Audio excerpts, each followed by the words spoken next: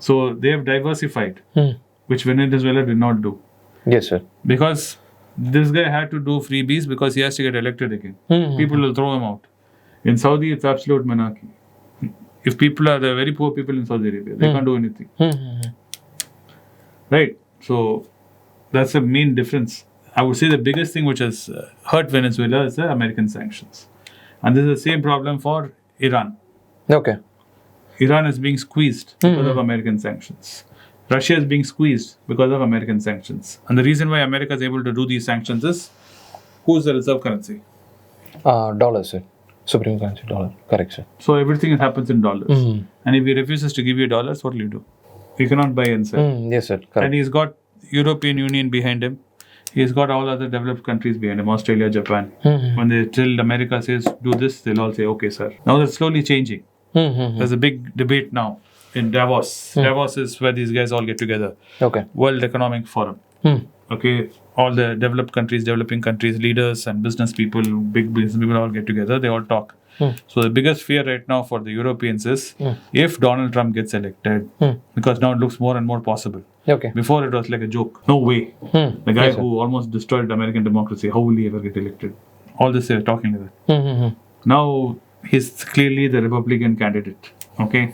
And all the so-called cases and all that, they're trying to hold him down, but I don't think anything is going to hold water. And if it's a pure election between Joe Biden and him, there's very likelihood it's right now neck and neck. He'll win because his base want to put him back into power. So there's big fear in the Europeans and in Australia and in Japan and everywhere that if this guy comes back, they've all banked on US Army being there to support them.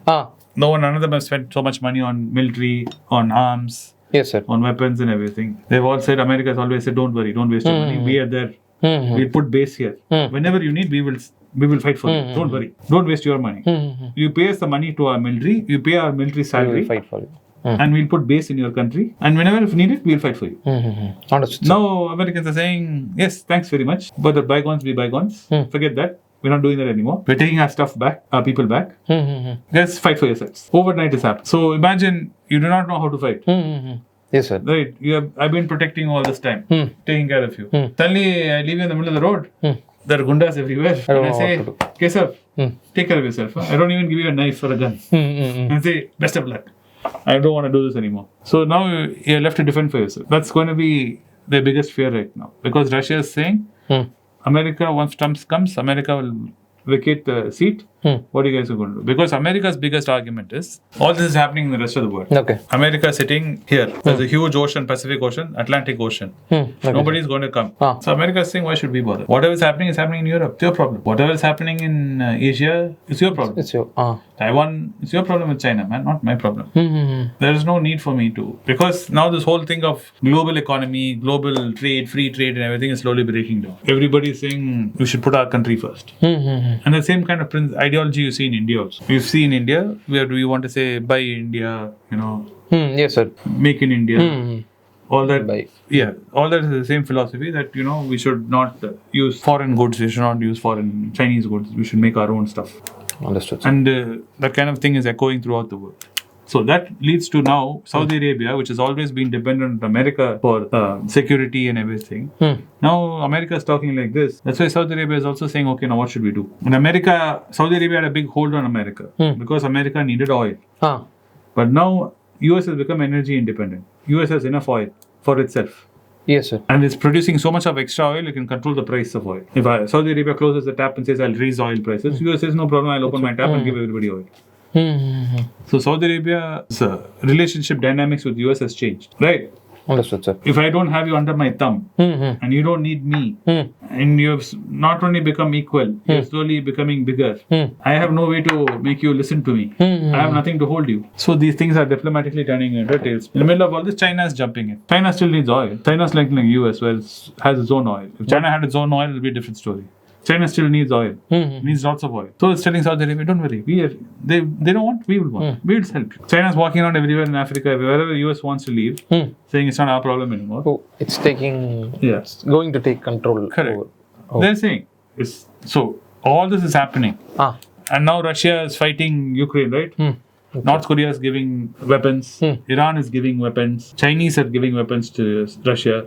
So it's pretty much like a proxy world war going on right now, where China, Iran, and North Korea together are supplying arms to Russia. US is supplying arms to Ukraine.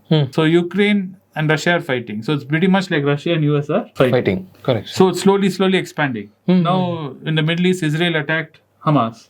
Because Hamas attacked them first, which is turned into one mess. Right? The Yemenis who are down the tip of Saudi Arabia, they are jumping in.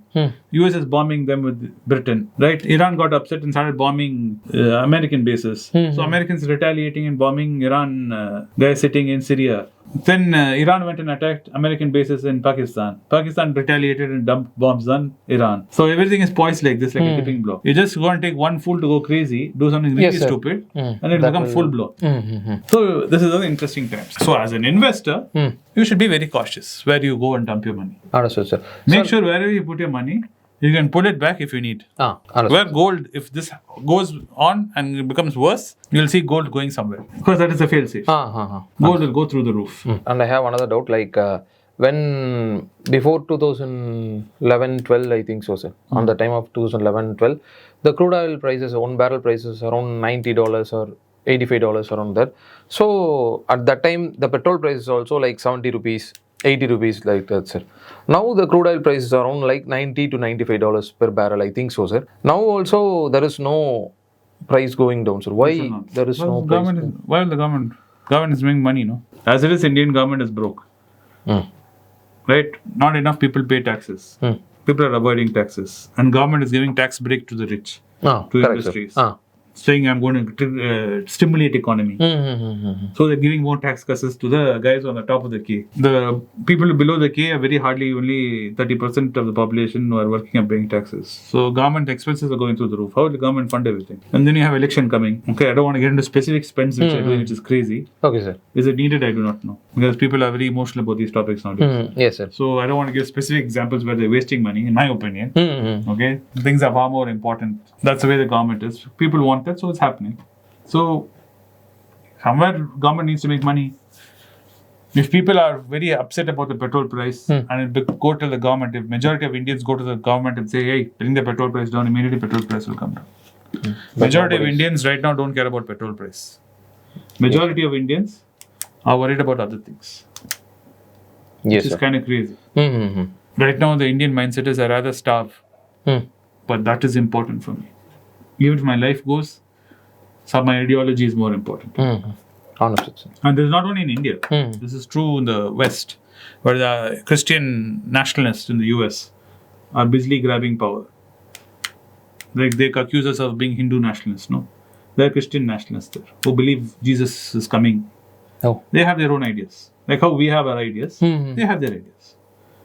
All this 10 years back, 15 years back, the whole world was making fun of Muslims, saying you guys are radical. Slowly, the whole world has become radical. This is what Shashwat was also talking about in a video, that as an investor, you have to see where you can see growth. Okay. And accordingly move your coins. These things will, like when you're my age, all this will be history. The world will be very different. Yes, sir. True. Correct. You'll be looking back and smiling at all this. Right now, you're looking scared. Oh my God, world war. All this. Oh my God, so much stress. Confusion. Don't know what will happen. 20 years from now, when I'm long gone, when you're my age or Anand's age, you'll be looking at this and saying, remember, we used to talk about this and we were worried about that. Now look at this. Like how we talk about this. There was a time when we were worried about Soviet Union, nuclear war and all that. East Germany, West Germany and all that. Now all that is gone. Now we're worried about other things. Okay. But this is a good topic. Why Venezuela managed to. The main reason is, I feel, is because of the US sanctions. Okay. US sanctions made sure they destabilized. Yes, corruption is there everywhere, like you said. Freebies, subsidies, yes, that's also a bad thing which they did. Dictatorship and monarchy are the same, pretty much the same. But another thing is diversification. So if I put a list, the first thing is sanctions. The second thing is freebies. The third thing is they didn't diversify their investments. Okay, sir. And they can't anyway diversify their investments outside Venezuela because US sanctions would have frozen now. A lot of their money is frozen outside. Like Iran's money is also frozen. Anyway, I hope you guys found this podcast informative and entertaining. It kind of rattled on a little bit as we spoke about history and this. Trying to explain Keshav what happens over history and macroeconomics, how it affects us as an investor. I hope you found it informative and entertaining, as I said. Thank you for watching the podcast, guys, and see you on the next one. Bye.